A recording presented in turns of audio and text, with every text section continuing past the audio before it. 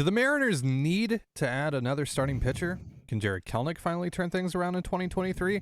And why do we like Max Kepler just so much? Well, we'll answer all that and more here on the Locked On Mariners podcast. Colby, hit it.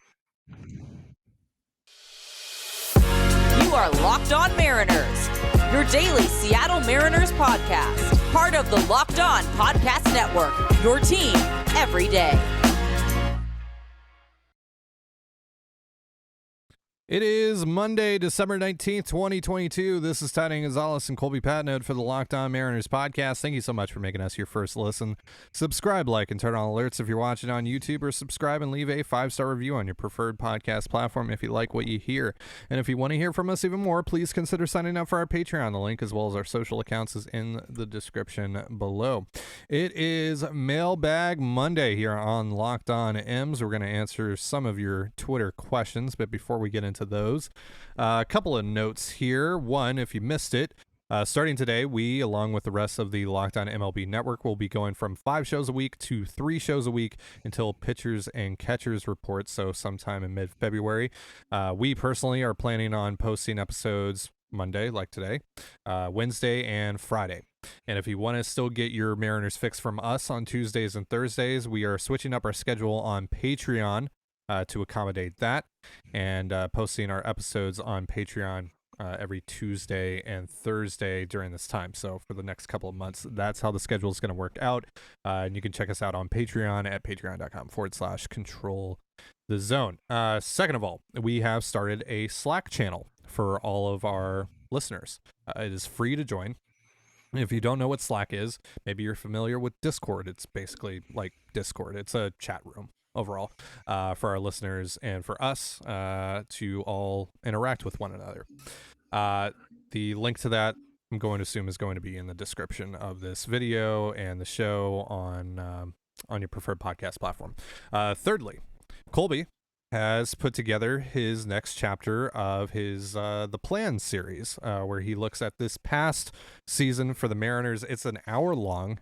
It is fantastic. Check it out. It's on the True to the Trident YouTube channel. And you can go over there. You can roast him. You can congratulate him on finishing the video. You can do whatever you want. You can do whatever you please, as long as you watch it, really. As long as you watch it, we appreciate it. I'm sure Colby appreciates that.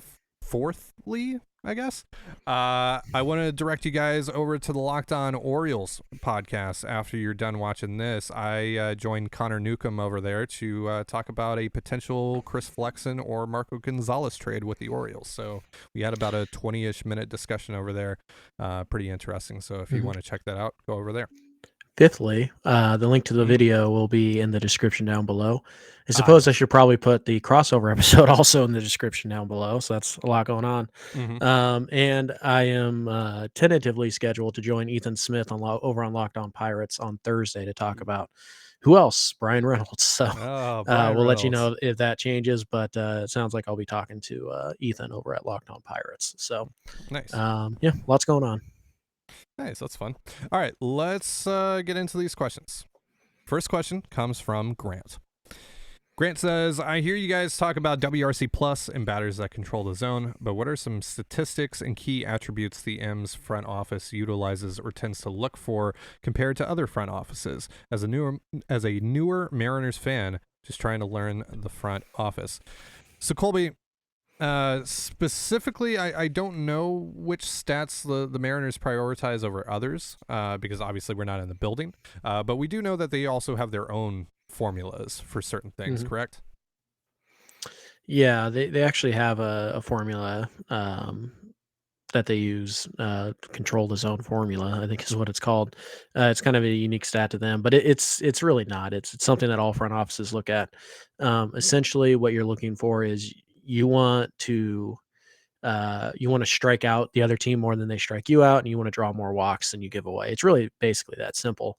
It's all about, that's how you control the zone, is that you're striking out more hitters than you're allowing your opponent to, and you're drawing more walks than you're giving up to your opponent. That's basically what it comes down to. So when you're looking at statistics, generally speaking, the Mariners like players who have above average base on ball percentages, walk percentages. Major league average is about 8%. So you get into the 10 plus, That's a really good thing the Mariners look at. And strikeout percentage, how many of their at-bats end in a strikeout. Major league average is, I believe, right now 23% roughly for strikeout percentage. So anything below that is going to be something the Mariners look at, the front office looks at. So if you get to a point where you have a greater than 10% walk rate and lower than 20% strikeout rate, the Mariners are probably interested in some degree, but most front offices would be in a player like that. Right. And there are exceptions to that rule. I mean, Eugenio Suarez strikes out a lot. The Mariners wanted him because he also walks and he hits power. He has home run power. So there are exceptions. It's not a golden rule or anything like that, but typically speaking, you want to find out who controls the zone really well. Look for pitchers who strike guys out but don't walk anybody. Look for hitters who walk a lot relative to the rest of baseball, and strikeout numbers are down.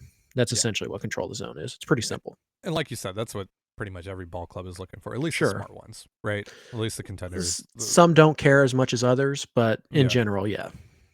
Yeah. Some are willing to just, sacrifice certain things for the The talent. Phillies, for example. Yeah, the overall. Yeah, exactly. Right. Like they don't care about defense at all, particularly in the outfield. Like they do not care a single bit. The Rays typically don't care about strikeout rate, or at least they don't from year to year.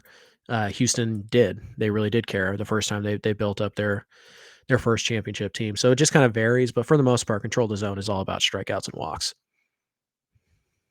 Yeah. All right, let's move on here to the next question. Comes from Tyler. Tyler wants to know, I feel like you guys slightly overvalue the number 5 spot in the rotation. They usually don't pitch in the postseason, and Marco slash Flexen have been good enough to maybe stay in the rotation. Are you guys mainly protecting another spot in the rotation from injury, or am I overlooking something? Colby?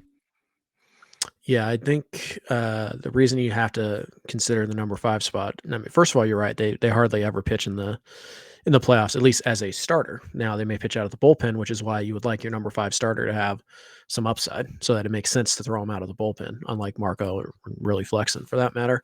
But we also need to remember this, that the number 5 spot in your rotation is going to make 32 starts. They're going to cover 180 innings, and you want them to cover a lot of innings so that you can use your bullpen a little bit less. I mean, having a bad number 5 starter who only goes 3 to 4 innings every time out is going to tax your bullpen in the next few days afterwards, and that's not what you want. So you have to pay attention because they're still going to start, roughly 1/5 of your games.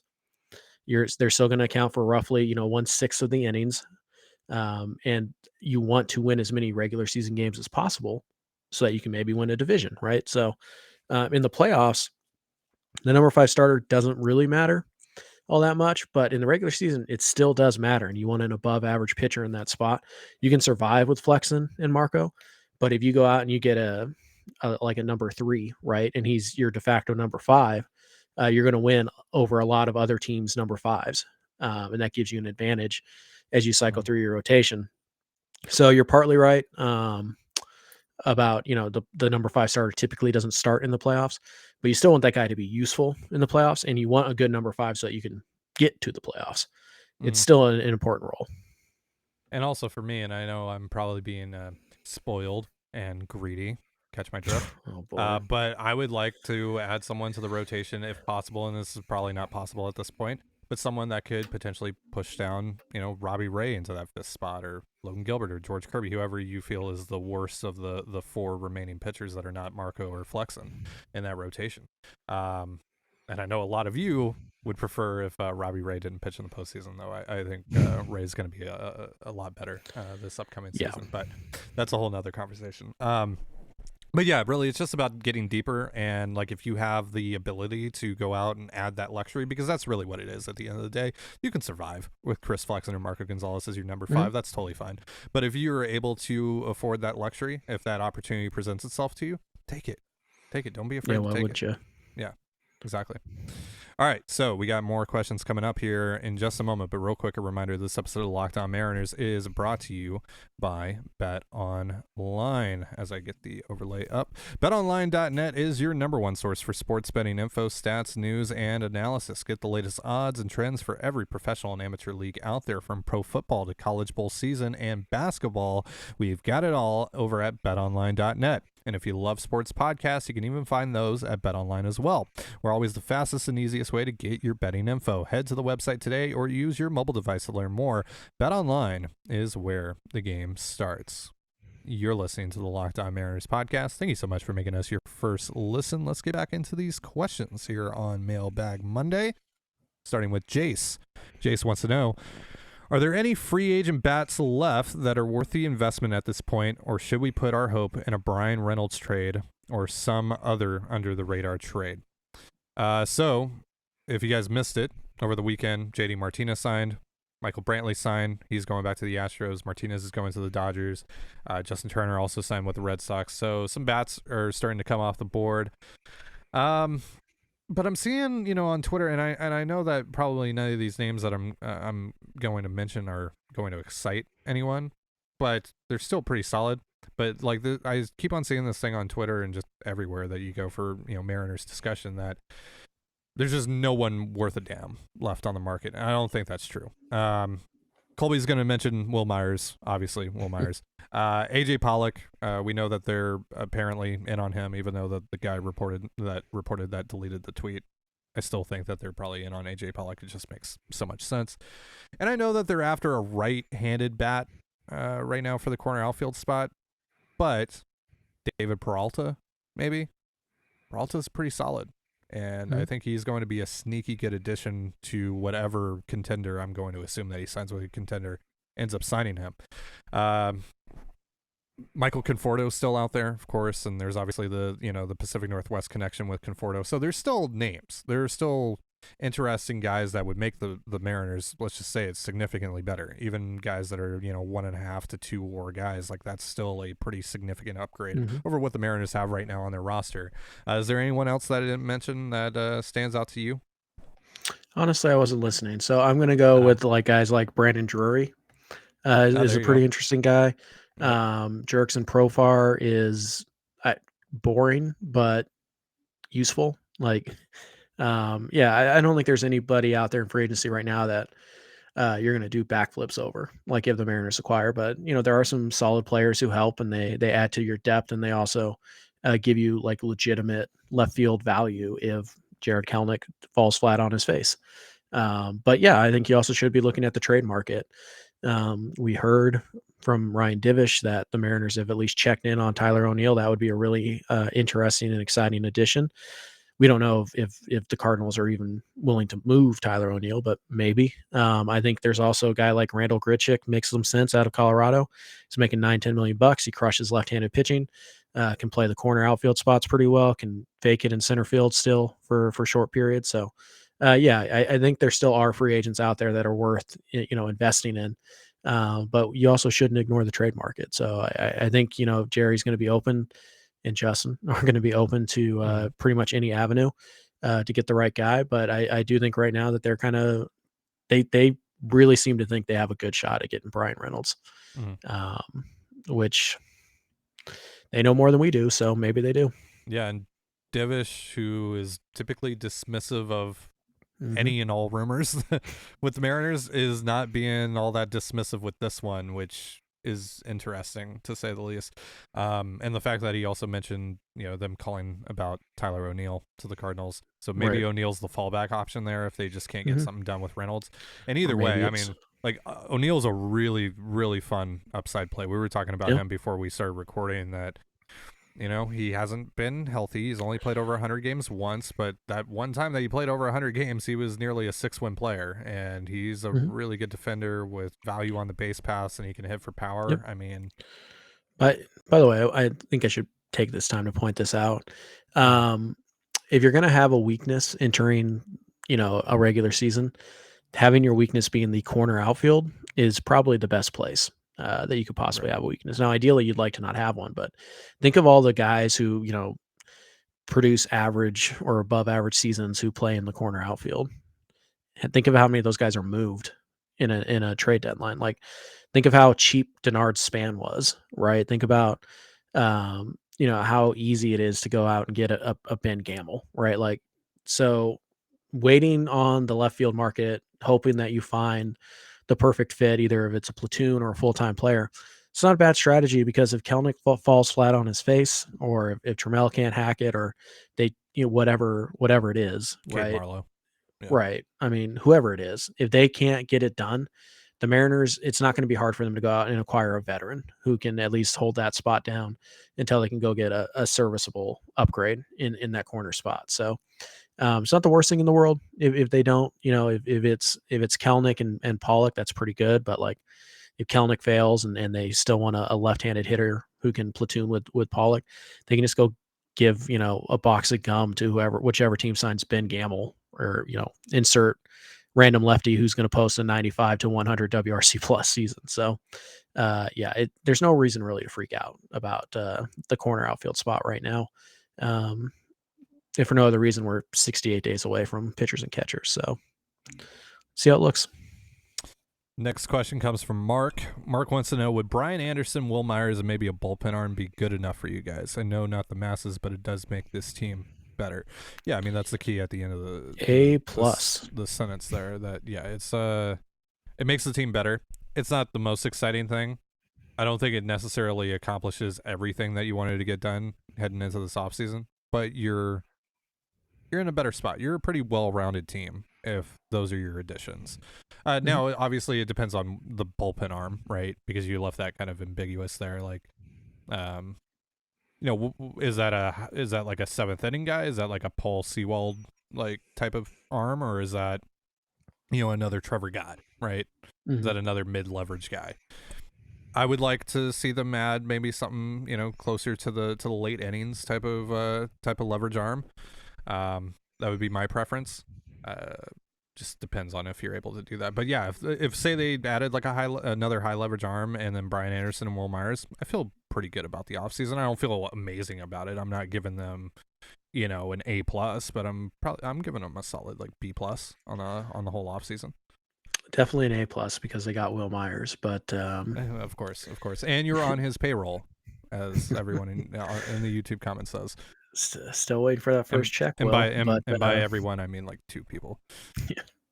Whatever. Well, Will still hasn't paid me, so you better figure that out before I turn on him. But no, I think that does help. Myers fills a couple of roles, and Anderson also fills a couple of roles that the Mariners have said that they're looking for. So I think those two. I think if Will Myers is your DH most days, or Brian Anderson, and you have the platoon in left field, I think that's a pretty good lineup 1 through 9. It's not elite, but you know what? The Astros lineup last year had holes too, and they won the World Series. The Astros 7 through 9 wasn't very good, and they still won the World Series. So, and like we said, you don't have to have everything fixed by opening day, right? You can go and you can patch things throughout the season. Right. So, and not to go off on a long tangent, here, but like you're not closing the 16 game gap or whatever, in one off season, right? Like it's going to take a while. I don't even know if there is a 16 game gap though. Yeah, right. Because obviously there's full season. You start Kirby, full season Castillo. Yeah, right. We've talked about this a bunch. There are some key players from the Astros who could regress. There are some key players from the Mariners who could improve. Like blah blah blah blah blah. Yeah. So it's really like closing the 16 game gap is like easy to say. It's easy for us, right, to kind of phrase things that way. But in reality, you're starting over with a blank piece of paper because nobody's season carries over from the previous. But yeah, of course, yeah. I think it's really just to kind of demonstrate the talent gap between the two clubs. But like you said, there's so many variables. There's so many things that can happen over the course of a season. It doesn't really that is at the end of the day kind of just a fruitless conversation. Right. All right, let's keep going here with the questions. Max wants to know about another Max. Can you sell me on Max Kepler? I just don't see it, but I'm not a GM, so educate me. Has an average of only 250, or had an average of 250 only once. Only twice has he hit 20-plus home runs, and not since 2019. Not a ton of speed. I just don't see how he could be that much of an upgrade over Winker. Better defense, yes, but lacks offense. Thoughts? All right, so Colby, we have talked a lot about Max Kepler, who I'd be surprised if he's still in a Minnesota Twin uniform by spring training, especially now that they've added Joey Gallo to the mix, because that's just really redundant, those two guys. I think Kepler is a better bet than Gallo, personally. Obviously, slightly below average WRC pluses the last couple of years. Only hit for 7 home runs this year, but was also the highest graded defensive right fielder in all of baseball by outs above average with plus 12. So you're getting a significant defensive upgrade over Jesse Winker, but you're also losing some offensive prowess as well, potentially. But this is a guy that can walk. He doesn't strike out a ton, and he has shown that he can hit for quite a bit of power. And that's ultimately why I like him. And I think that there's more here that's untapped. There's more potential here that's untapped. Right. He's 29 years old, so it's not like he's a 34-year-old declining player. And I think you're underselling the value of the defense a little bit, because Winker last year I think was a 106 WRC plus guy. So he's 10% better than Kepler. Kepler is to Winker defensively as like it's like the difference between Byron Buxton and Seth Smith playing center field. Like it is that big of a gap. I'm not even really exaggerating. It is that large of a gap. And again, whether you score runs or you prevent runs are the name of the game. So whatever you might lose going from Winker to Kepler offensively, you're going to save that many runs and then some with that defensively. So I think at worst, it's a lateral move to what you got last year out of Winker. Now, obviously, I think we both think that Winker is going to go out and hit in Milwaukee because, of course, he is. But of course, it doesn't matter. He didn't hit for you last year, at least not well enough to justify the defense. So, yeah, Kepler's a huge upgrade defensively, and that does matter. And he is a better base runner. And there's still upside in the bat. The swing plane can get a little flat. That's why the home runs kind of dip.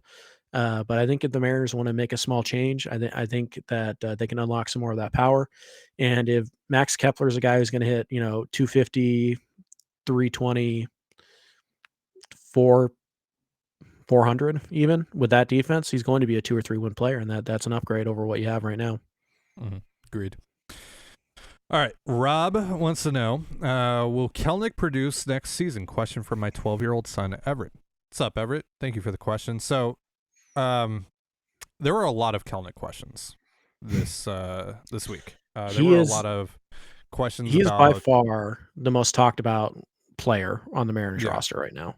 And I mean, it's a good question because I mean it's one of the biggest questions surrounding this team right now because I mean as of today, and again 68 days left until pitchers and catchers report, but as of today, he is the starting left fielder for the Mariners. And so he hasn't really earned that. So, that's really a big question here because he's still 23 years old. And, we got a lot of questions about not just him in particular, but just shift bans in general. And a lot of people have pointed to the shift ban as something that could help Kelenic as well. So let's take Everett's question here a little, just a step further and kind of talk about all of this, all of the things that could potentially help Kelenic, what's being overblown, what's not. Let's start with the shift ban because the shift ban is probably the biggest topic just in baseball right now, talking about hitters and talking about guys like Joey Gallo who could get back on the horse. But the thing is 95% of the hitters that I see as being as people mentioning as being the biggest benefactors of the shift ban are power hitters, guys that the majority, if not all of their value comes from hitting for doubles and hitting for home runs. Well, the shift ban doesn't help with that at all. This is what we're talking about is more singles. And the other thing that's getting misconstrued here is that with the shift ban, I mean, shifts aren't actually being banned. All that's being banned is having more than 2 guys on each side of second base. That's it. Right. And so your feet have to start on the dirt when the pitch is thrown. Yeah, and your feet have so you can't have a guy in shallow right field. But other than that, you can move those pieces wherever you want. Yeah. So, and you got to, you'll be damn sure that that the shortstop's going to be playing right next to second base and that the second baseman is going to be playing right next to second base, depending on, who's up to bat and all that. And they're still going to be able to cover a ton of ground because of that. So there's still going to be shifts. They're just not going to look the way that they have in the past. And therefore, there's still going to be more singles. There is going to be an uptick in singles, but it's not going to be the significant thing that some people make it out to be. A few guys are going to add a few points to their batting average, but it's not going to be a 30, 40, 50 point jump like I'm seeing, some people talk about. It's more so going to be like maybe a 10 to 15 point jump in batting average at most. Maybe. I don't think any for Gallo because the strikeouts are the issue there. But well, and that's the thing too, right? Like on base percentages are going to go up a little bit, but slugging percentages are more or less going to stay the same. And the shift band isn't going to fix anyone's 30 to 35% strikeout rate, especially Kelenic, right? Kelenic's big thing is the swing and miss. Kelenic still has to, just to tie this all back to Kelenic has to make more contact. That's really what it comes down to. Yes, has he been impacted greatly by the shift in the past? Yes, there is data that points to that. And some of those balls that he's hit hard that have ended up going to the second baseman who's posted basically in right field, like that's going to go for singles, but that's only going to add so much value here. Right. So it just real fast on Kelenic specifically in the shift. Kelenic's not a dead pull hitter either. That's true too. I think there's this idea that Kelenic is just like constantly just hitting the ball to the right side. Kelenic's opposite field percentage is right in line with major league average. Like he will use the opposite field. He prefers to pull the ball. Every hitter in baseball does because that's where most of the people's power comes from is pull side. But he will go to the opposite field. So it's not even like, 80% of his balls are going, between first and second base. No, it's about 35% are going to left field.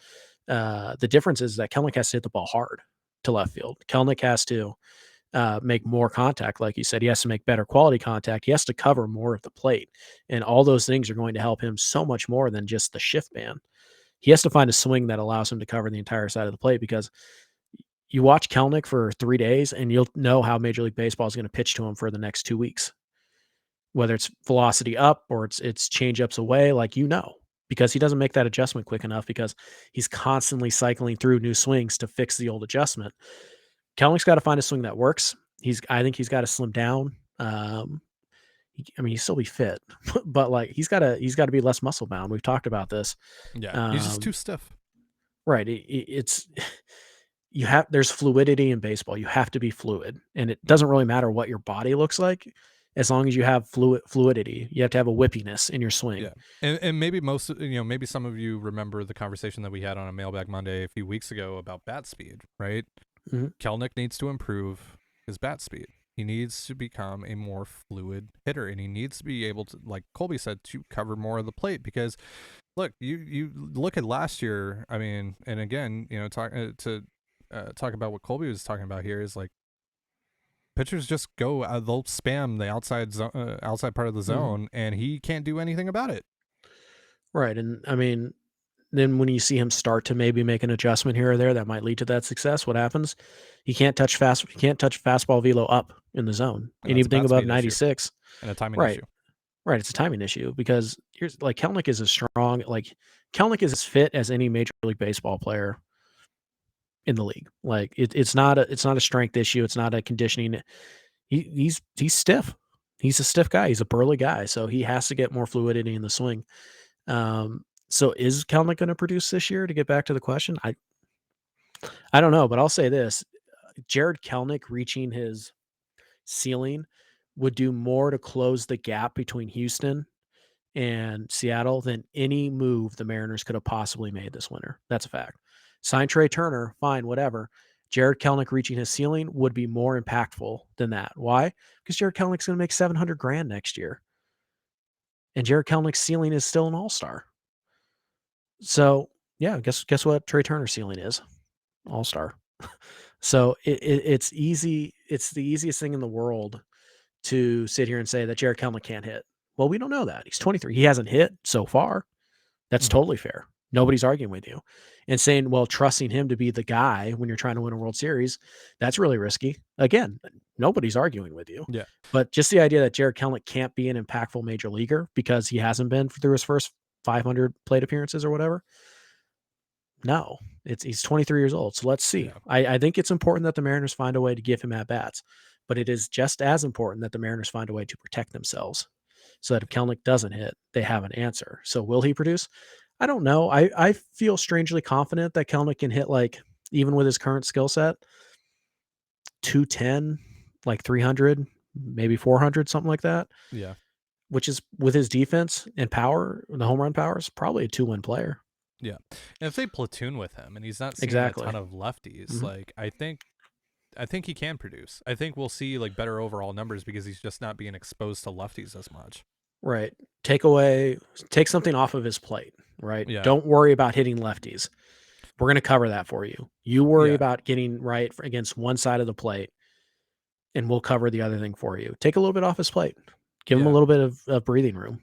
And speaking of, the mental side of things is such a huge thing for Jarred. Mhm. It has been, right? He's Yep. pressed so hard at times, and it's very evident too, right? He wears his emotions. He wants on to his be sleeve. great. Yeah, and so, but now, I mean, like, you're almost basically 2 full seasons into his major league career. Well, parts of 2 seasons into his major league career. About one full season. Yeah, it's probably about 1 full season at this point. But yeah, parts of 2 seasons at this point. And now, he's been a part of a postseason team. He's been a starter on a postseason team. He's checked a lot of boxes here, especially over the last, few weeks of this past season. Now it's just, you just got a ball, man. That's all that's left is just, like you've been to the biggest, you've been to some of the biggest stages that the game has to offer. You've been there, you've done that. Now you just got a ball. You've been able to help a postseason team out because he was a big help defensively, at least, there towards the end of the season. That was a big upgrade for them defensively, not offensively, but defensively. And so you were able to provide value to a postseason team. That should make you feel pretty good about yourself. Now it's about getting back on track offensively, getting back on track at the plate because, look, he's done everything that he can at every minor league level, even AAA. There's nothing that he can accomplish at AAA now that he hasn't already. He's done everything. So this year, really, to me, is going to determine whether Jarred Kelenic is actually a major leaguer or a 4A guy. Okay. You're not ready on that, huh? I think this year determines whether or not he has a future with the Mariners. I don't know, man. Like, he's had a lot of plate appearances. Like, it's been a 500, 600. He's still really young, but he's had quite a few plate appearances, and he's literally off to historically one of the worst starts ever for someone with as many plate appearances as Sure. How long did it take Tyler O'Neill to become an all-star? 1,000 plate appearances. That's true, but he was also the thing with him too is he wasn't able to stay healthy. So at least Kelenic has that going for him. All right, let's move on here. Last question of the day comes from Aiden. For all your player analysis, what sources do you use? 2 sources. This Eye and This Eye. No, I'm just kidding. Oh, Jesus. Fangraphs, Baseball Savant, all that stuff. Baseball Reference, all the usuals, all the hits. And then, there's a bit of eye test. There's talking to people. If for us, we know a couple people that would know things better than we do, and so we'll ask questions. We're not afraid of asking questions and getting context for certain things. That's really it. If you're able to reach out to someone that knows ball, don't be afraid to ask questions about that. And then there's plenty of great resources. I think baseball honestly has the best collection of resources, free resources out there for stats and data and all that, because there's so many different sites out there. I mean, shoot, I just mentioned Fangraphs and Baseball Reference, which is really all you need, but there's also Pitcher Lists. There's, again, Baseball Savant. There's a bunch of different outlets that have a ton of data, a ton of really good data, and stats to help you grow your knowledge of the game. Right. My favorite is probably Baseball Savant, StatCast, essentially. Puts everything into a very quantitative perspective. It's very easy to go through, and I'm a big fan of the rate stat, hard hit rate, walk percentage. I like those stats. So that's what I use. They tend to tell you a lot. I know some people are like, well, yeah, but if you look at the swing, and it's like, well, okay, swing or not, 3,000 plate appearances in, and he's got a 28% strikeout rate. I feel like that's probably who he is. So I really like Savant is probably my favorite. And there's a lot of fun things in there too, like Max X at Velo and things like that.